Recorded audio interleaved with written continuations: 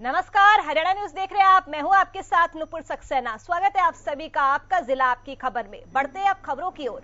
हरियाणा के शिक्षा मंत्री कंवरपाल गुर्जर ने सोमवार को जगाधरी स्थित अपने निवास स्थान पर जनता दरबार लगाया, जहां उन्होंने लोगों की समस्याएं सुनी। सैकड़ों की संख्या में लोग अपनी फरियाद लेकर कार्यालय पहुंचे थे, जहां एक एक कर लोगों ने शिक्षा मंत्री को अपनी परेशानी बताई। कुछ फरियादियों की समस्या का समाधान कंवरपाल गुर्जर ने वही कर दिया, तो कुछ समस्याओं के निपटारों के लिए संबंधित विभाग को निर्देश दे दिए। शिक्षा मंत्री कंवरपाल गुर्जर ने बताया कि हर सोमवार को उनके निवास स्थान पर जनता दरबार लगाया जाता है, जहां सैकड़ों की संख्या में लोग अपनी समस्या को लेकर पहुंचते हैं। उन्होंने कहा कि उनके आवास पहुंचे किसी भी फरियादी को निराश वो नहीं करते हैं और निष्पक्ष तरीके से सभी मामलों का निपटान करते हैं। देखिए, मैं इसको गिनता नहीं हूँ। मैं तो सोमवार को चंडीगढ़ जाने से पहले मैं यहाँ लोगों की बात सुनता हूँ, और ये गिनती तो कुछ नहीं है, जब आप देखने ही है बस। लोग आते हैं, मैं कोशिश करता हूँ। इसके बाद मैं चंडीगढ़ देखता हूँ आज। इसके बाद फिर वीरवार को मैं दोबारा बैठता हूँ, तो 2 दिन तो विशेष रूप से निश्चित है। लेकिन उसके अलावा भी शुक्रवार, शनिवार, रविवार भी मिलते रहते हैं मुझे। अंबाला लोकसभा क्षेत्र के सांसद रतनलाल कटारिया सोमवार को यमुनानगर पहुंचे। इस दौरान लघु सचिवालय के सभागार में उन्होंने जिले की परिस्थितियों पर बैठक ली, जिसमें बाढ़ नियंत्रण से लेकर सड़कों के रखरखाव को लेकर चर्चा हुई।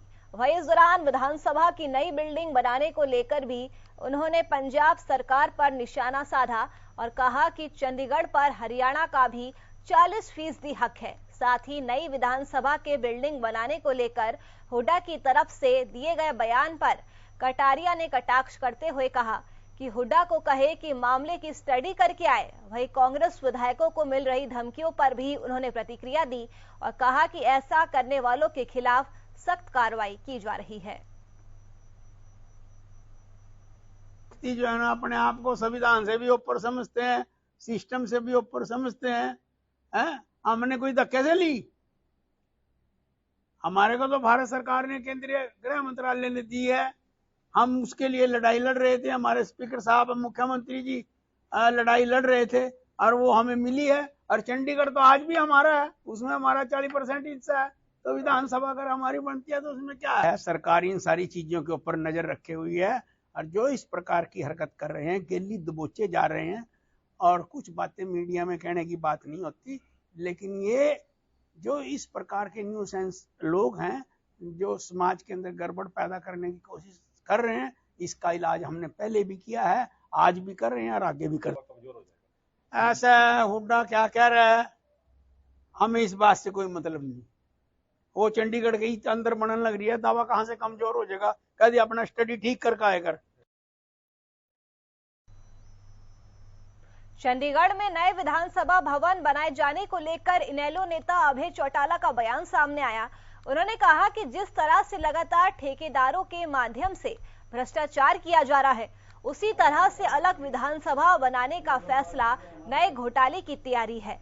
उन्होंने कहा कि चंडीगढ़ में जो भी आधा हिस्सा हरियाणा का बनता है, उसे लाना चाहिए, ना कि दूसरी विधानसभा या अन्य कोई विकल्प रखना चाहिए। अलग विधानसभा बनाने की बात से कमजोर मुख्यमंत्री का होना दर्शाता है। इसके साथ ही विधायकों को धमकी के मामले पर भी उन्होंने सरकार पर निशाना साधा और कहा कि आज प्रदेश में विधायक और सांसद ही सुरक्षित नहीं है, तो आम आदमी सुरक्षित कैसे रह सकता है?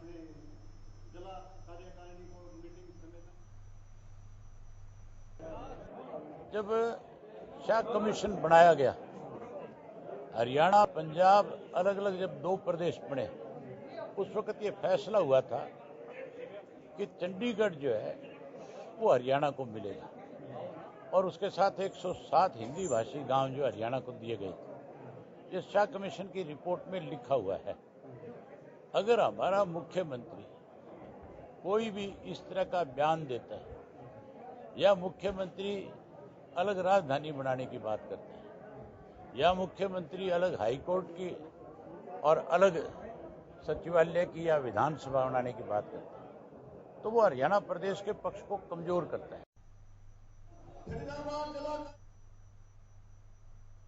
कुंदरी में हैफेड के 2 गोदामों में जिला प्रशासन की टीम ने छापा मारा। छापेमारी के दौरान दोनों गोदामों में बहुत सी अनियमितताएं पाई गई है। जहां पुंदरी रोड पर स्थित गोदाम में छोटी मोटी अनियमितताएं पाई गई, तो वहीं पाई रोड स्थित हैफेड गोदाम के कम वजन के गेहूं के 611 बैग बरामद किए। बता दें कि इनमें तय मात्रा से करीब 22 किलो कम गेहूं मिला, जिसमें से 120 के करीब बैगों को सील भी किया था। टीम ने मौके पर ही बैग सील करने की मशीन भी बरामद की है। आपको ये भी बता दें कि अब इस मामले की जांच हैफेड के अधिकारी करेंगे। तो जो कैथल रोड वाला जो है, जिसको संजीव गोडाउन भी कहते हैं, वहाँ पर कुछ हल्की फुल्की अनियमितताएं थी, जैसी रिपोर्ट की वैसी नहीं मिली। वहाँ पे कुछ वेट में कुछ कमी कुछ बैग्स के अंदर मिली थी। लेकिन जब हमने दूसरा गोडाउन चेक किया जो पाई रोड पे है, उसके अंदर भारी मात्रा में अनियमितताएं मिली। उसके अंदर करीब 611 के करीब जो बैग्स थे वो नीचे रखे हुए सेपरेट मिले थे स्टैक से, और उनके अंदर वेट काफ़ी कम था। किसी के अंदर 30 kg 32 kg ऐसा वेट था। और जब इस बारे में जो वहाँ पे मौके पे FI होता है, फील्ड इंस्पेक्टर होता है, उससे पूछा गया तो वो कोई सेटिस्फाइड आंसर वहाँ दे नहीं पाया कि वो किस कारण वहाँ पे रखा हुआ है। कैथल में एक प्राइवेट अस्पताल पर सीएम फ्लाइंग और स्वास्थ्य विभाग की टीम ने छापेमारी की। बता दें कि सीएम फ्लाइंग को शिकायत मिली थी कि सरकारी अस्पताल की एक डॉक्टर प्राइवेट अस्पताल में मरीजों का इलाज करती है, जिसके आधार पर टीम ने अस्पताल में छापेमारी की और आरोपी डॉक्टर के खिलाफ कार्रवाई शुरू कर दी गई है।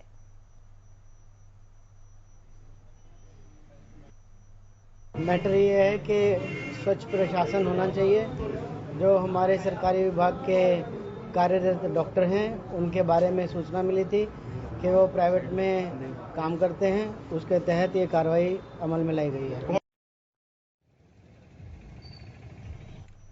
तो निजी अस्पताल में ये सरकारी डॉक्टर काम करती थी। और आपको बताते चले कि सीएम फ्लाइंग की टीम ने अस्पताल पर छापा मारा है।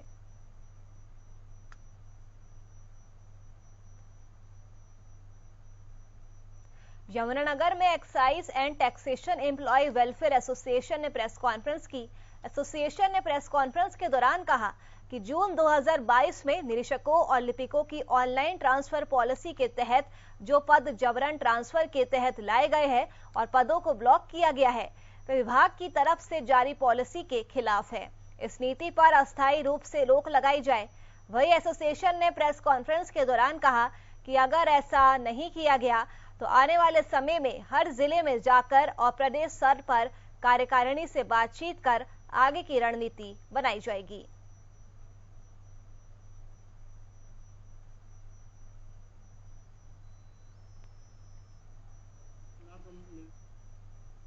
चलिए इसी बीच रुक कर लेते एक बड़ी खबर का। इस वक्त की बड़ी खबर टीवी स्क्रीन पर। चंडीगढ़ विवाद पर पंजाब के सीएम भगवंत मान का बयान सामने आया है। चंडीगढ़ से दावा छोड़ने के लिए लिखकर नहीं दिया। हरियाणा को जमीन दी जा रही है तो हमारा हिस्सा भी मिले। सुखबीर बादल ने अपने समय में मोहाली शिफ्ट किए दफ्तर। तो बड़ी खबर, बड़ी जानकारी। चंडीगढ़ विवाद पर पंजाब के सीएम भगवंत मान का बयान आप देख सकते हैं। चंडीगढ़ के पूरे मामले को लेकर ये बवाल बढ़ता ही जा रहा है। भगवंत मान ने कहा कि हरियाणा को जमीन दी जा रही है तो हमें भी अपना हिस्सा मिलना चाहिए। सुखबीर बादल ने अपने समय में मोहाली दफ्तर शिफ्ट किए। इस वक्त की बड़ी खबर से आपको रूबरू करवा रहे हैं। पंजाब के सीएम भगवंत मान का चंडीगढ़ विवाद को लेकर बयान सामने आया है। उन्होंने ये कहा कि सुखबीर बादल ने अपने समय में दफ्तर मोहाली शिफ्ट किए। अगर हरियाणा को अपना हिस्सा मिल रहा है तो हमें भी अपना हिस्सा मिलना चाहिए। चंडीगढ़ से दावा छोड़ने के लिए लिखकर नहीं दिया। तो इस वक्त की बड़ी खबर से आपको रूबरू करवा रहे हैं। इस पूरे मामले पर सियासी बवाल बढ़ता हुआ नजर आ रहा है। बयानबाजी तेज होती जा रही है। अब पंजाब के सीएम भगवंत मान का चंडीगढ़ के मामले को लेकर बयान सामने आया है। मैं कोई लिख के दिता कि चंडीगढ़ तो दावा छड़ता जे चंडीगढ़ ਦੇ ਆਲਰੇਡੀ ਵਿਧਾਨ ਸਭਾ ਚੰਡੀਗੜ੍ਹ ਚ ਉਹਨਾਂ ਦੀ ਹੈਗੀ ਹੈ ਬਿਲਕੁਲ ਤੇ ਜੇ ਉਹਨਾਂ ਨੂੰ ਹੋਰ ਵੱਡੀ ਜ਼ਮੀਨ ਦਿੰਦੇ ਨੇ ਅਸੀਂ ਕਿਉਂ ਨਹੀਂ ਹੈਗੇ ਵਿੱਚ ਫਿਰ ਸੋ ये कौन बोल रहे हैं? जिन्ना कौन जी? सुखबीर बादल वो है जिन्हें ਸਾਰੇ ਪੰਜਾਬ ਦੇ ਦਫ਼ਤਰ ਜਿਹੜੇ ਨੇ ਚੱਕ ਕੇ ਮੁਹਾਲੀ ਸ਼ਿਫਟ ਕਰਤੇ, ਕਿਉਂਕਿ ਉੱਥੇ ਉਹਦੀਆਂ ਜ਼ਮੀਨਾਂ ਸੀ। ਜਿਹਨੇ ਨਵਾਂ ਚੰਡੀਗੜ੍ਹ ਬਣਾਇਆ, ਜਦੋਂ ਬਾਦਲ ਸਾਹਿਬ 5 ਵਾਰੀ ਮੁੱਖ ਮੰਤਰੀ ਰਹੇ, ਬਹੁਤ ਵਾਰੀ ਇਦਾਂ ਹੁੰਦਾ ਰਿਹਾ ਕਿ ਉੱਥੇ ਵੀ ਸਰਕਾਰ, ਜਦੋਂ ਵਾਜਪਾਈ ਦੀ ਸਰਕਾਰ ਸੀ, ਬਾਦਲ ਸਾਹਿਬ ਸੀ, ਜਦੋਂ ਮੋਦੀ ਦੀ ਸਰਕਾਰ ਸੀ, ਇਹ ਸਰਕਾਰਾਂ ਦੇ ਵਿੱਚ ਰਹੇ ਨੇ, ਉਦੋਂ ਕਿਉਂ ਨਹੀਂ ਇਹ ਗੱਲ ਕਰਦੇ? खबर पर ज्यादा जानकारी के साथ हमारे संवाददाता रवि जुड़ चुके हैं। रवि, चंडीगढ़ विवाद पर बयानबाजी तेज हो चुकी है। अब पंजाब के सीएम भगवंत मान का भी बयान सामने आया है। उन्होंने कहा है कि चंडीगढ़ से दावा छोड़ने के लिए लिखकर नहीं दिया। बिल्कुल नुपुर, देखिए विधानसभा को लेकर हरियाणा और पंजाब के नेताओं के बीच तल्ख टिप्पणियां जारी हैं। ऐसे में कहीं ना कहीं विधानसभा को लेकर पंजाब के मुख्यमंत्री भगवंत मान ने कहा है, उन्होंने कहा है कि चंडीगढ़ से दावा छोड़ने के लिए हमने लिखकर नहीं दिया। भगवंत मान ने अगर हरियाणा की विधानसभा है और उन्हें जमीन दी जा रही है तो इसमें हमें हमारा क्यों नहीं मिलना चाहिए? तो उसके लिए वो कह रहे हैं कि हमारे पास भी विधानसभा है, हरियाणा के पास भी विधानसभा है, लेकिन हरियाणा को जमीन दी जा रही है और इसके लिए पंजाब को क्यों ना दी जाए। तो ये इस प्रकार की जो बयानबाजियां हैं वो जारी है। और इसके अलावा सुखबीर बादल के बयान पर उन्होंने कहा है कि सुखबीर बादल जब उनके पिताजी मुख्यमंत्री होते थे, उनकी सरकार होती थी, तो कहीं ना कहीं न्यू चंडीगढ़ बसाया गया और पंजाब के जितने भी ऑफिसेज थे उन तमाम ऑफिसेज को मोहाली शिफ्ट किया गया। अब ये इस प्रकार की जो बात है, इस प्रकार की बयानबाजी है वो कर रहे हैं। लेकिन कहीं ना कहीं अगर विधानसभा की अगर बात की जाए तो केंद्रीय गृह मंत्री अमित शाह ने जब हरियाणा को जमीन देने की घोषणा कर दी थी, उसके बाद से ही तमाम जो नेता हैं पंजाब के वो हरियाणा को लेकर तल्ख टिप्पणियां कर रहे हैं। ऐसे में कहीं ना कहीं बात की जाए तो हरियाणा के शिक्षा मंत्री कंवरपाल गुर्जर ने भी उनका पलटवार किया है। उन्होंने कहा है कि अगर पंजाब नई विधानसभा बनाना चाहता है तो बेशक बनाए, बशर्ते पुरानी विधानसभा हमें दे दे, हम पुरानी विधानसभा से भी काम चला लेंगे। तो ये तल्ख टिप्पणियां हैं, दोनों तरफ से जारी हैं। जी, लेकिन रवि, यहाँ पर सवाल ये भी बनता है कि अगर हरियाणा को उसकी हक की जमीन मिल रही है तो इससे पंजाब को आखिरकार आपत्ति क्यों है? देखिए नुपुर, कहीं तमाम अगर मुद्दों की बात की जाए, एसवाईएल मुद्दे की बात की जाए, इस सवाल पर भी पंजाब का यही रुख है कि हरियाणा को पानी नहीं दिया जाएगा। विधानसभा की अगर बात आती है तो विधानसभा की नई विधानसभा बनाने को लेकर पंजाब के स्वास्थ्य मंत्री हैं वो कह देते हैं कि हरियाणा को जो है चंडीगढ़ में नई विधानसभा नहीं बनाने दी जाएगी। इसके अलावा अगर बात की जाए जो पुरानी विधानसभा में हरियाणा को 40% हिस्सा उसके हिस्से में आता है, तो उसका भी 27% हिस्सा हरियाणा को मिलता है। 13% हिस्से पर भी पंजाब का कब्जा है। तो कहीं ना कहीं पंजाब पूरे मसले पर ये जताना चाहता है कि चंडीगढ़ पर हक जो है वो सिर्फ पंजाब का है, हरियाणा का उस पर कोई हक नहीं। शुक्रिया रवि आपका तमाम जानकारी के लिए। तो चंडीगढ़ विवाद पर बयानबाजी तेज होती हुई नजर आ रही है। पंजाब के सीएम भगवंत मान का बयान भी अब सामने आया है। उन्होंने कहा है कि चंडीगढ़ से दावा छोड़ने के लिए लिखकर नहीं दिया है और हरियाणा को अगर जमीन दी जा रही है तो हमारा हिस्सा भी हमको मिलना चाहिए। तो दोनों ही ओर से तल्ख टिप्पणियां यहां पर देखने को मिल सकती है।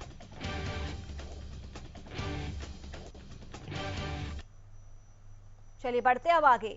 कैथल के मॉडल टाउन में एक शख्स ने अपनी पत्नी की चाकू से गोदकर हत्या कर दी। दरअसल युवक को अपनी पत्नी के चरित्र पर शक हो रहा था, जिसके बाद उसने चाकू से ताबड़तोड़ वार कर पत्नी को मौत के घाट उतार दिया।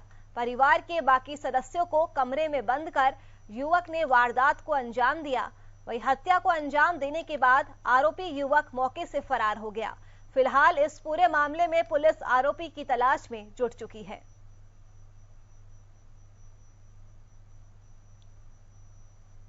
तो पुलिस अब इस पूरे मामले की जांच में जुट चुकी है। एक पति ने पत्नी की हत्या कर दी। रिश्ते को शर्मसार करने वाली घटना कैथल से सामने आई है।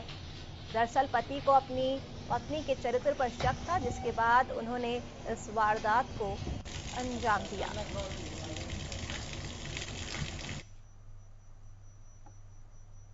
झज्जर में किराए के मकान में रह रहे एक व्यक्ति ने अज्ञात कारणों की वजह से आत्महत्या कर ली, जिसकी सूचना पुलिस को दी गई। पुलिस ने मौके पर पहुंचकर शव को अपने कब्जे में लिया और पोस्टमार्टम के लिए अस्पताल भिजवा दिया। वहीं पुलिस ने बताया कि मृतक किराए के एक मकान में रहता था और वो मिस्त्री का काम करता था। फिलहाल पुलिस मामले की जांच में जुटी हुई है। कंट्रोल रूम से सूचना मिली थी कि भाई छावनी मोहल्ला में एक व्यक्ति ने फांसी लगा के आत्महत्या कर ली। तो वहाँ जाके देखा तो उसका नाम भारत भूषण और बहादुरगढ़ का रहने वाला था, यहाँ किराए पर रहता था। तो उसके आज पोस्टमार्टम की कार्रवाई जारी है। कोई क्या काम करता था? वो मिस्त्री का काम करता था।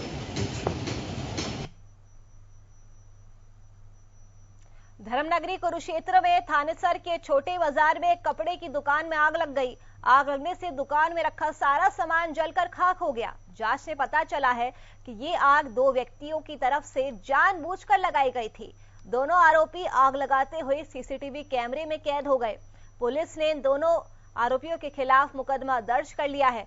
वहीं इस मामले पर थानेसर के विधायक सुभाष सुधा ने कहा कि इस प्रकार की हरकत बर्दाश्त नहीं होगी। घटना को अंजाम देने वालों पर पुलिस सख्त एक्शन लेगी। इसको गैर से काबू किया जाए, ऐसा ना हो कि और वारदात भी हो जाए। तुरंत प्रभाव से ये करना हमारे लिए बहुत जरूरी है। अदरवाइज बाजार के अंदर बहुत सी शॉप्स हमारे शहर के अंदर, एक आदमी को अगर हम छोड़ देंगे तो इस प्रकार से और भी हादसा हो सकता है। तो सभी हादसों को रोकने के लिए इस पर कुछ जबरदस्त एक्शन लेने के लिए मैंने विभाग को बोल दिया। बात करें छोटे बाजार में कपड़े की दुकान थी, उसमें दो लड़कों ने आग लगा दी, पेट्रोल डाल के जो भी कोई केमिकल लेके आए हैं। उसके संबंध में हमने FIR दर्ज कर दी है और अब कैमरा वगैरह की उसकी मदद से जल्दी से जल्दी ट्रेस किया जाएगा। हरियाणा सरकार की पेंशन योजना प्रदेश के लोगों के लिए काफी फायदेमंद साबित होती हुई नजर आ रही है। इस योजना के जरिए बुजुर्गों को सहारा मिल रहा है। ज्यादातर ये योजना उन लोगों के लिए कारगर साबित हो रही है जो समाज में अंतिम पायदान पर बैठे हैं और दिहाड़ी मजदूरी करते हैं। इस योजना के माध्यम से अब उन्हें घर बैठे पेंशन मिल रही है। सरकार की तरफ से उनके खाते में 2500 रुपए हर महीने भेजे जाते हैं, जिससे कि उनकी रोजमर्रा की आवश्यकताएं पूरी हो रही है। वहीं लोगों ने भी इस योजना पर सरकार का आभार व्यक्त किया है। हमारे जो सोशल जस्टिस एम्पावरमेंट डिपार्टमेंट है, उसके तहत यहाँ जो जिले में कार्यालय है, जिला समाज कल्याण अधिकारी का कार्यालय हर जिले में है प्रदेश में। हमारे जो डिपार्टमेंट में पेंशनें हैं, सबसे पहले वृद्धावस्था सम्मान भत्ता योजना, जिनको आम भाषा में बुढ़ापा पेंशन भी कहते हैं। हमारे पास यहाँ पे 1,08,936 लाभार्थी ऐसे हैं जो अभी ओल्ड एज पेंशन का लाभ प्राप्त कर रहे हैं। अगली खबर बल्लभगढ़ से सामने आ रही है, जहां पर महावीर कॉलोनी के लोग नाला ओवरफ्लो होने से बेहद परेशान है। लोगों का आरोप है कि कई बार शिकायत करने के बावजूद भी इस नाले की सफाई नहीं हुई, जिसके चलते उनका जीना अब मुहाल हो चुका है। लोगों ने चेतावनी देते हुए कहा कि अगर जल्द ही नाले को साफ सफाई उसकी नहीं की गई तो उन्हें विरोध प्रदर्शन और रोड जाम करने पर मजबूर होना पड़ेगा। बहुत ज्यादा परेशानी है और हमारे सड़क भी इतना गंदगी है, मतलब कि हमारे घरों में पानी आ जाता है और हमें इतनी सफाई करनी पड़ती है बहुत ज्यादा। और मूलचंद जी आते हैं मगर सुनवाई करने देखने के लिए आते हैं, सिर्फ देख के चले जाते हैं। कहा जाता है कि बल्लभगढ़ महा विकास पुरुष बताया जाता है। अरे मेरे हिसाब से तो हमारे हिसाब से तो ये गंदगी का कोई निर्माण नहीं हो रहा है। बहुत परेशानी होती है भैया, जरा सी भी बारिश आती पूरी गली के अंदर पानी भर जाता है, निकलने की जगह भी नहीं रहती बिल्कुल भी। और बीमारी का तो ये पूछो, हमारी गली में हर मेंबर बीमार है, हर न किसी को बीमारी हुई पड़ी है। 2 साल हो गए इस प्रोजेक्ट से शुरू हुए, पर कोई भी मतलब कोई समाधान नहीं आ रहा। आप खुद ही देख रहे हो यहाँ पे मतलब सारी जगह खुदा हुआ है, पर कोई मतलब बहुत धीरे धीरे काम होता है। मैं 35 साल से यहाँ रह रही हूँ और इस नाले की कंडीशन 2 साल में अब की बार सफाई हुई है, लेकिन इसका बढ़ने का कोई यहाँ से समाधान आगे नहीं बढ़ रहा। हम तो आए दिन मंत्री जी के यहाँ बोल के आ जाते हैं। अब काम तो चल रहा है, लेकिन बहुत से लोग 18 फरवरी से नाले पे ही काम है और नाले पे ही है, पुलिया पे ये काम नहीं बढ़ रहा अभी तक। सुनते आ रहे निर्माण हो रहा है, ये आधा रुक गया है। आते आते हमारे महावीर कॉलोनी तक आते भी रुक गया है। मुझे यहाँ रहते हैं, मैं 15 साल हो गए मुझे यहाँ रहते हैं, मगर यहाँ के लोग जो 40 साल से रह रहे हैं, वो उन लोगों के मुँह से हम सुनते आ रहे हैं नाला तब से है, ये बनेगा कब बनेगा, बनते भी रुक गया है। बारिश का मौसम हो गया, कब बनेगा।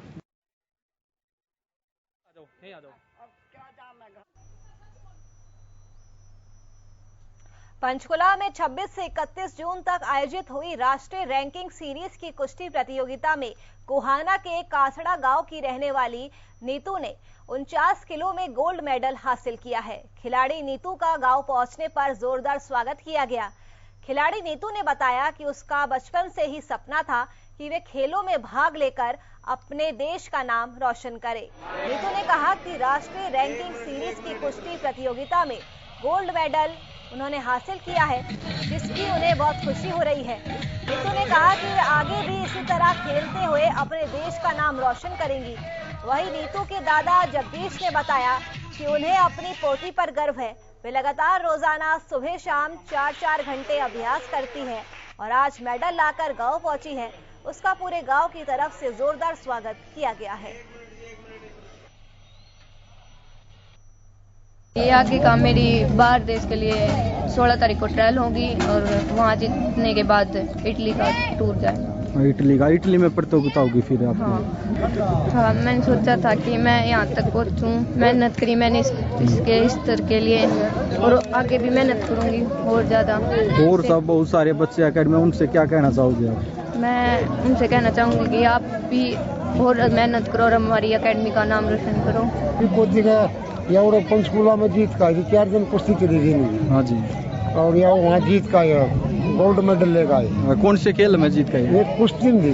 आगे क्या करे? आगे मनु हो मेरी बेटी आगे खेल लगा हुआ है, वर्ल्ड चैंपियन बनेगी, वर्ल्ड चैंपियन बना और गांव का, मेरे जिले का, हरियाणा का, भारत का, पूरे देश का नाम ऊंचा करे।